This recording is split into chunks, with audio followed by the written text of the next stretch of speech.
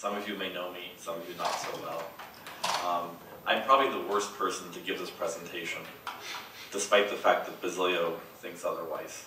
The reason is very simple. I am not a specialist in bibliometrics or scientometrics. I do not intend to impress you with any knowledge I possess on variances in citation indexes or problems with Hirsch index factors.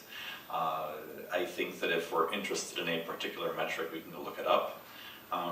What I want to do with you today is actually, as the slide implies, look at some of the fundamental structural challenges that emerge if we live in a world of publish or perish, where we feel this great big cloud over our heads which says you must do this to get tenure, and whatever that tenure happens to be, it must be this very systematic, rigorous process. So I want to sort of look at some of these contemporary models of measuring scientific output in the context of the problems that can be generated by that whole apparatus. And what I want to conclude with was to speak to you briefly about my own experience in the past year trying to start an academic journal, and what stage I'm at currently, and how I think that actually some of the ways to solve the problems are within the system itself. So with that in mind, I want to talk to you about what I've titled Beyond the Publish or Perish Binary, where we're constantly in this model of, how do I advance my research? I advance it through publishing, and that seems to be that or nothing as the way forward. So I wanted to look at this in the context of the way in which it alters our modeling of risk and uncertainty in the pursuit of new knowledge. Hopefully that's right. So the problem today, really simply, I'm not going to read these bullet points exactly, but it's that for a lot of critics of scientometrics or bibliometrics, documentation of scientific progress has become the goal in and of itself. And if we look at how a lot of authors discuss publishing or how they discuss research, getting into the journal, getting published, getting into a top-tier journal, getting into a peer-reviewed journal becomes the reason you're doing what you're doing, as opposed to publication in the journal being the outcome of scientific work for its own sake. And if we look at the origins of the very first journal is considered to have come out in France in the 1660s, and the purpose of that journal was to document scientific progress and discovery. And that was a very important model for its time and place in the 1660s, and the idea was that the purpose of the journal was to create a forum for sharing exciting new discoveries. I don't think it has become exactly that today. I think to a large extent, if we look at the way in which research is pushed into universities, the publication itself has become the goal. So we achieve a certain status because we have a certain number of publications. If we look at models of tenure at European universities, a lot of them are remarkably quantifiable. You have to have X number of publications in X rankings of journals in X categories, and once you have that, you have tenure. The US system is a little bit more vague. It talks about tenure being the result of the consensus of your peers that you can join the ranks of tenure. There's a more, I would say, open approach to what those metrics might be. But still, in the US, we're very, very heavy on analytics and on using a data-driven approach to, is this important? So this is the basic problem today, that these metrics have often become the goal of us in our research work. What are these metrics? There are a couple of major categories they belong to. I don't want to go over all of them exhaustively. Bibliometrics, really simply, is the data and statistical analysis of written publications. You can apply it to books, to journals, to magazines. It is principally used in analysis, in this case, of journals, academic journals themselves. This is different than scientometrics, which is the study of scientific output, not limited to journals. It can be limited to, for example, output of R&D labs, output of patents, output of patent pendings, output of other IP. A lot of ways of looking at scientometrics. You can look at, for example, funding per project, funding per scientist. There are all kinds of metrics that come into play in the scientific world. The one thing that I have observed, which I find generally troubling, is that I feel that there is not a due respect given to the complexity of social science research versus that of STEM research. And if we look broadly at how people who research talk about the research field, a lot of their models and a lot of their assumptions are based on a world that consists principally of biologists, chemists, and physicists, and not a world of anthropologists, sociologists, and communications experts or others in social sciences fields. And one of the major problems that has emerged when looking at the efficacy of these metrics is that the metrics' efficacy varies tremendously from field to field. There is no standard candle that says that a journal impact factor in sociology is exactly the same as a journal impact factor in a field like chemistry.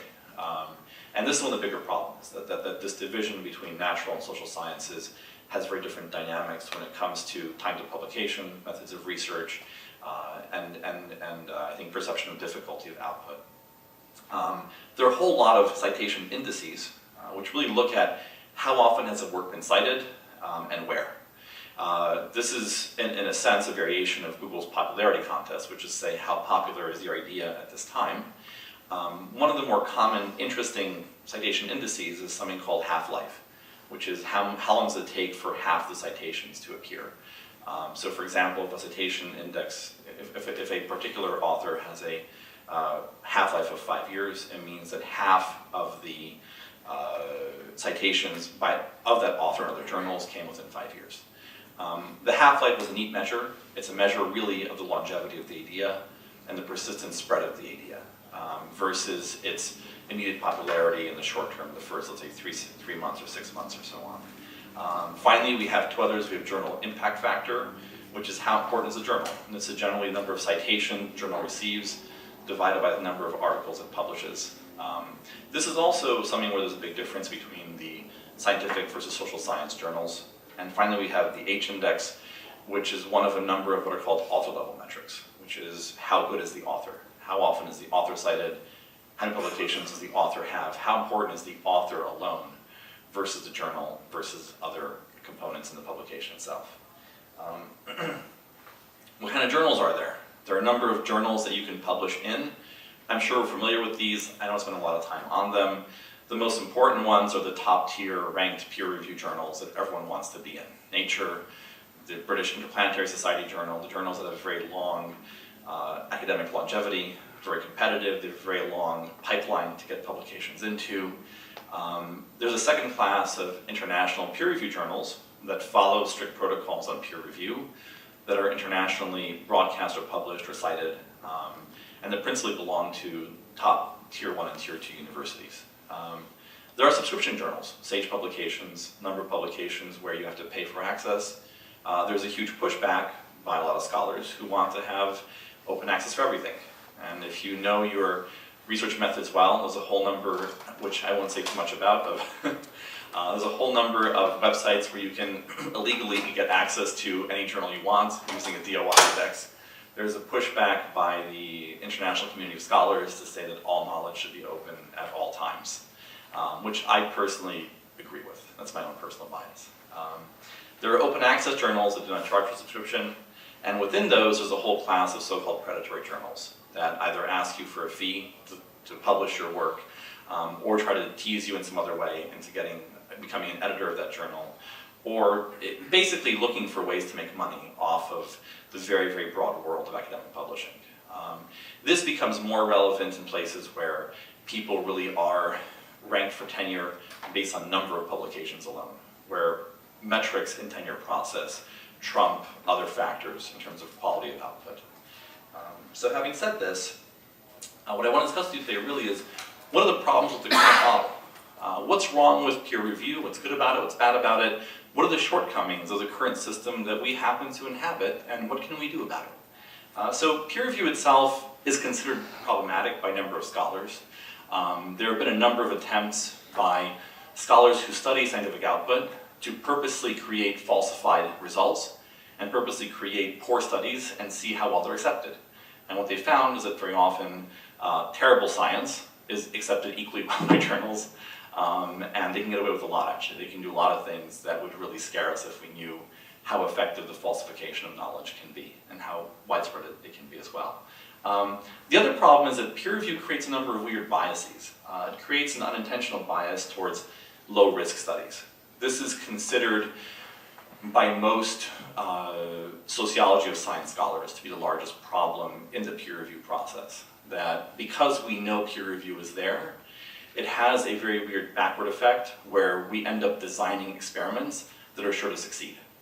Or we end up designing protocols for inquiry and hypotheses that are very current and very popular because we know that they're going to get published because they're popular and current.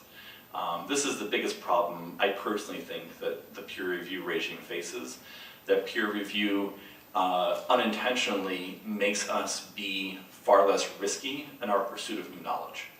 I think that's one of the key problems that I've seen happen. So the main problem really is that it alters how and why we do research. We end up doing research so the research appears in a peer-reviewed journal, not because the research in and of itself may be truly worthy for its own sake, but may not be popular. There are a lot of things I believe are really worth researching that are very unpopular ideas. And those ideas may not get enough positioning, may not get enough attention, and may not be looked at favorably by editors precisely because they are unpopular. Does not mean that they aren't good science, and it does not mean that they do not advance important hypotheses. So, to give you an example of how significant this gap becomes when we have a peer review model in universities, I thought to myself, what does it really mean to do research? And if we look at the history of research, we forget that research is really, really risky. If we look at some of the top scientists in the 19th century, they would often save up thousands of dollars, or in that time for a lot of money, life savings. They would take incredibly risky voyages. Some of them would die in the pursuit of new science. They weren't worried about publication in a journal. They were worried about discovering fundamental truths, and they were willing to take tremendous risks to get there in that pursuit. And I thought that a really good quantitative comparison is to look at the difference in patent output between universities and private companies in the US. So universities have a system where advancement in that university by faculty is really peer review driven based on publications in journals. And if we look at, for example, 2016, 2017, if we look at the number of patents issued by universities, even by technical ones where the universities have tremendous support internally for paying for the patent process, for supporting patenting of ideas. University of California is number one on the list, and it has, I think the number was 505 patents issued in 2016, followed by MIT at 278, Stanford at 244 patents. Amazingly enough, Harvard University, despite its big name, only has about 50 patents a year put out. Right? Only 50 patents, despite having the largest endowment, and despite doing a lot of groundbreaking research. They have very few patents. By contrast, if you look at private companies, where scientists in those companies do not have a peer review process driving their salary or performance, we see an enormous difference. We can attribute this to other market factors, but the numbers themselves tell their own interesting story. Last year, IBM, largest patent grantor in the US, had 9,000 patents. More than the top 20 universities combined. Right? Number two, Intel, 34, 35. Canon, 3,200. Alphabet, Google, 2,700. Right? Microsoft, 2441. Apple, 2229. The numbers are staggering, 50 times higher. Are the incentives so different?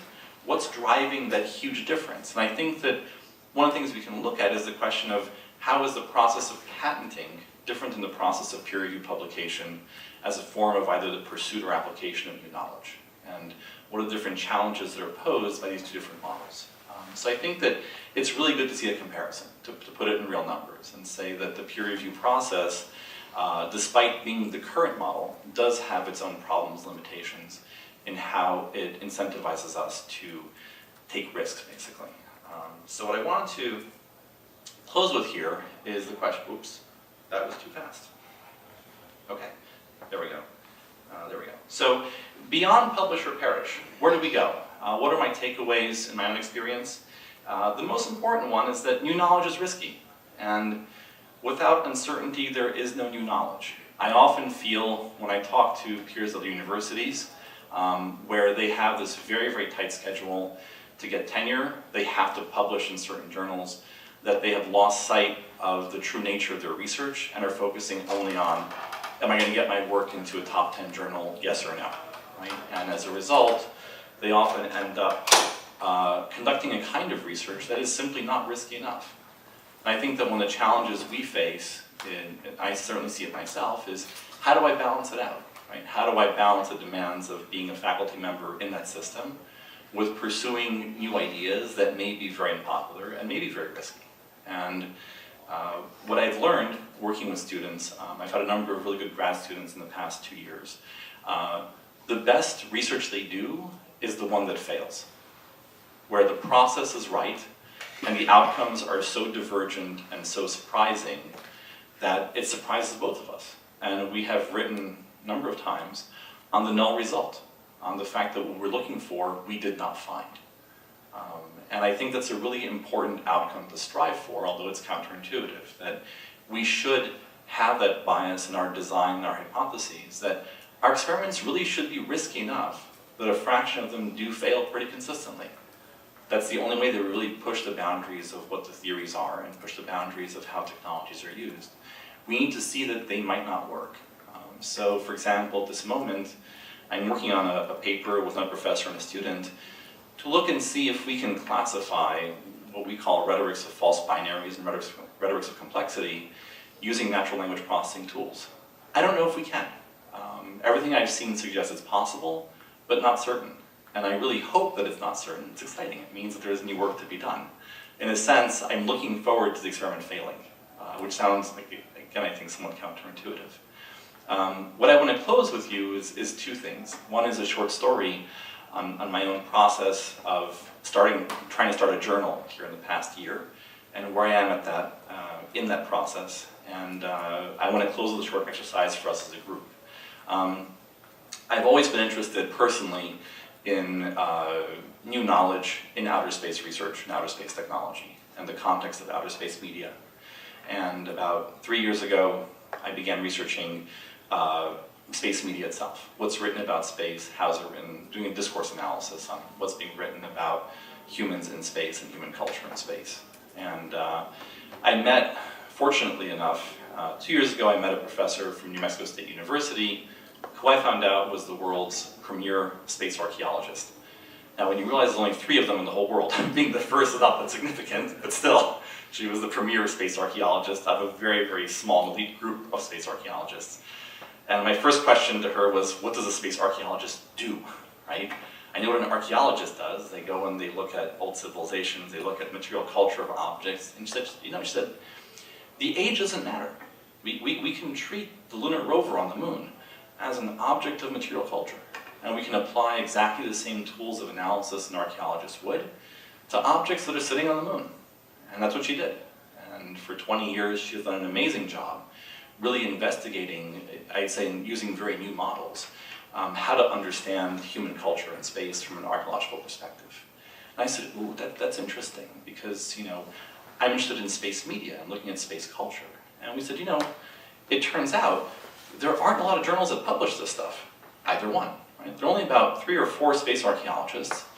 There's no journal dedicated to it. And I said, you know what, let's get together. So a year ago we said, let's start a journal that looks at space archaeology and space media together, under the broader rubric of space culture. And I have to say I've had incredible support at St. John's, of the dean, faculty, everyone's behind me, and I'm really happy that that's the case. I'm excited, and I really hope that the journal attracts incredibly, I would say, incredibly interesting theories about human culture and space, and it really pushes the boundaries of the technology and the tool sets.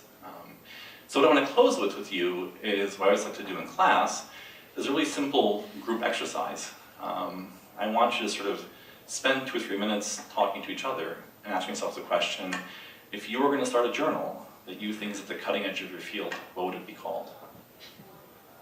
that's my close. So thank you very much. I'm going to stop talking, but I'm going to sit here because I want an answer. So I want you to spend 2 minutes discussing with each other. What would the journal be called? If you were going to start a new journal that nobody has ever seen, that you think is at the cutting edge of your field, what would that journal's name be? And then I'll open up for questions. So I'm going to give you 2 minutes to talk about it. So let's start here. What's your new journal name? So I just came up with this a second ago. We call it Beyond the Framers' Intent. And what this focuses on is the ways that law that has existed in our country, or for any country around the world, that for potentially centuries are now being interpreted differently due to the technological advances we make. And then I was explaining to April, I said, we have the Fourth Amendment. It protects us all from being searched, from being monitored by the government, absent a warrant or absent probable cause. There's one big exception to the Fourth Amendment. It is consent. And we all know, we walk around with these things, and is that consent? So have I given up all my Fourth Amendment rights by carrying this around? That's, in particular, is a research topic that I'm interested in exploring in the future. However, the possibilities are limitless. You can take any amendment, any legal system that's been established for a long time, and explore how new technology forces unique, interesting interpretations of that in modern times. This is a really cool idea. There was a huge debate on NPR with, I think, Corey, I don't know the name. This is the person who was sued by the government for wanting to disclose the blueprints for a 3D gun. And what was fascinating was that he did exactly what you're saying. He invoked his right to Second Amendment because of the First Amendment.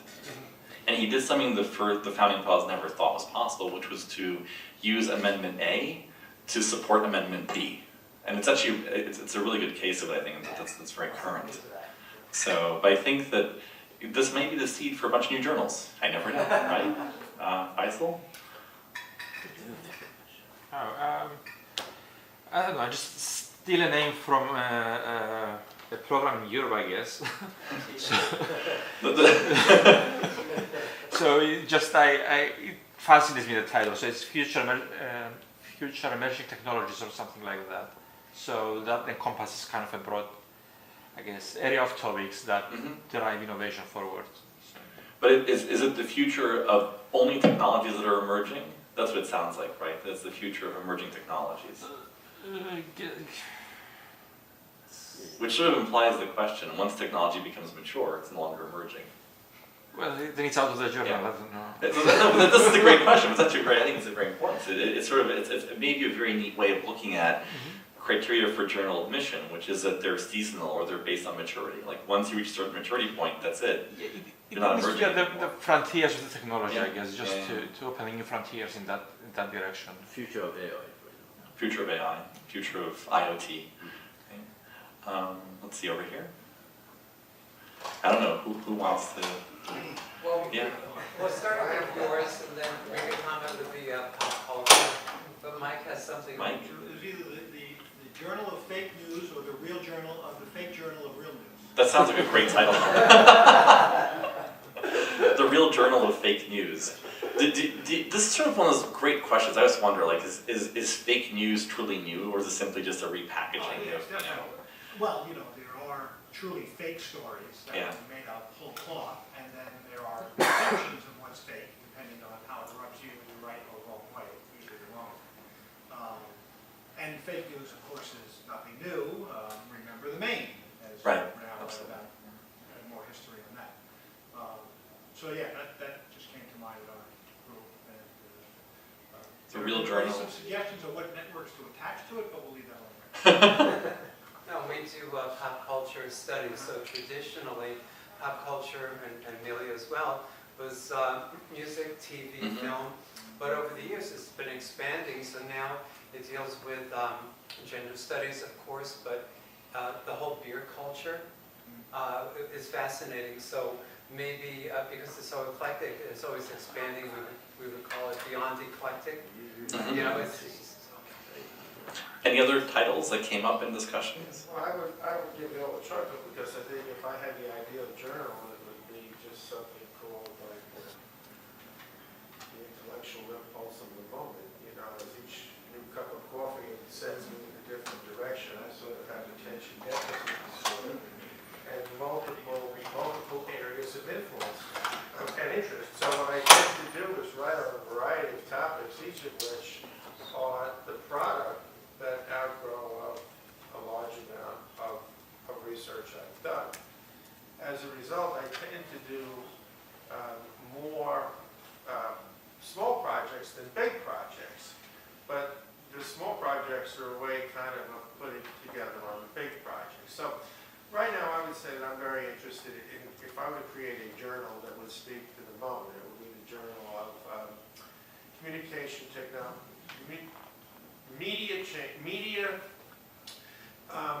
Politics and Cultural Change.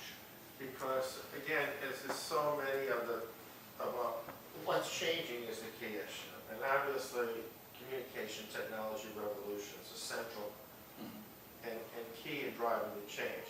And the kind of eternal question is, this has always been with us over the centuries, but what's so different about this now?